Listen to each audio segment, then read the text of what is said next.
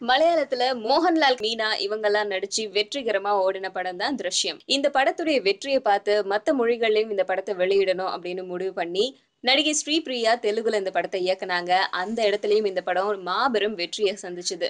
அதே மாதிரியே கன்னடத்துல வாசு இந்த படத்த இயக்குனாரு. அங்கேயும் மாபெரும் வெற்றிய தழுவுச்சு. இந்த படத்த தமிழ்ல இயக்காம விடுவாங்களா? தமிழ்ல ஒரு பெரிய லெஜெண்ட வச்சு இயக்கப் போறாங்க. அவரு தான் நம்ம உலக நாயகன் கமலஹாசன். மோகன்லால் கேரக்டர்ல கமலஹாசனும், மீனா கேரக்டர்ல இன்னொரு ஒரு பெரிய நடிகையையும் நடிக்க வைக்கிறதுக்காக எல்லாரும் பிளான் பண்ணியிருந்தாங்க.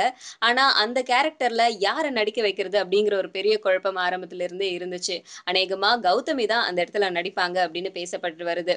தமிழ்ல இந்த படத்த யார் இயக்கப் போறா அப்படின்னு கேட்டா, மலையாளத்துல "திரஷ்யம்" படத்த இயக்குன ஜீது ஜோசப் தான் இந்த படத்த தமிழ்லயும் இயக்குவாரு அப்படின்னு தெரியுது. அண்ட் இந்த படத்த யார் யாரெல்லாம் தயாரிக்க போறா அப்படின்னு கேட்டா, ராஜ்குமார் தியேட்டர்ஸ் சார்புல Rajkumar Sethupathi, Sripriya, white angle creation சார்புல சுரேஷ் பாலாஜி, ஜார்ஜ் பயஸ் இவங்க எல்லாருமே தயாரிக்கிறாங்க.